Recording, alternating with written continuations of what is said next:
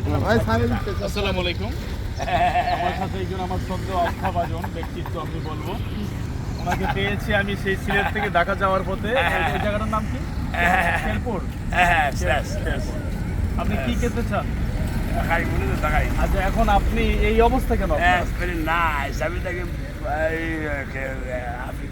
তাই আফ্রিকা থাকেন? গ্রামের নাম কি আফ্রিকার?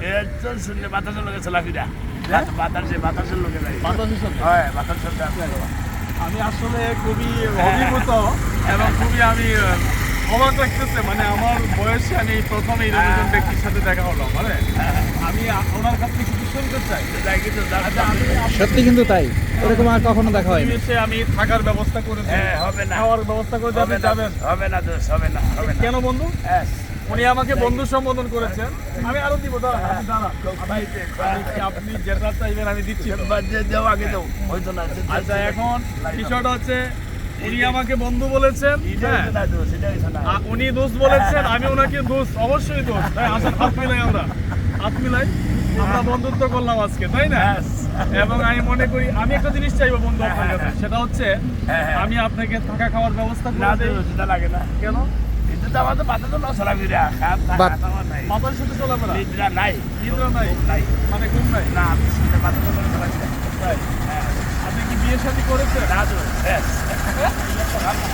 প্রয়োজন নাই। কেন? আচ্ছা, আমি একটা বিয়ে করাই দিই আপনাকে। না তো আরো তো আমি তো দিলাম, আপনি তো এর আগেও দিলাম, আপনি তো দিলাম। আপনাকে সব ব্যবস্থা করে দিই আমি। খুব মজার মানুষ, ভালো। আমি কিন্তু আপনাকে দিয়েছি।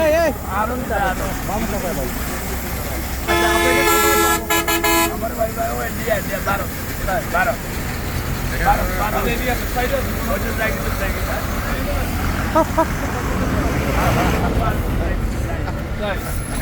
তাহলে আমাদের বন্ধুত্ব যাতে আজীবন থাকে।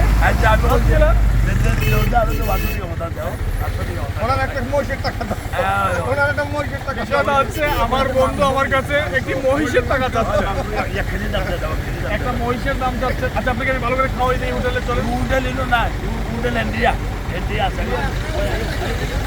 ঠিক আছে বন্ধু, ভালো থাকবেন। আচ্ছা, আসলে আপনারা দেখলেন আমি ওনাকে বলেছিলাম যে ওনাকে একটু ভালো থাকা খাবারের ব্যবস্থা করে দিই, কিন্তু সেটা উনি নিতে ইচ্ছুক না। তো আমার কাছে যতটুকু মনে হলো যে এটা উনি নিজে ইচ্ছা থেকে করেন, তাই না? এটা ইচ্ছাকৃত ভাবে, এবং উনি মানুষের আকর্ষণ নেওয়ার জন্য। কিন্তু ওনার আকর্ষণটা আসলে আনকমন।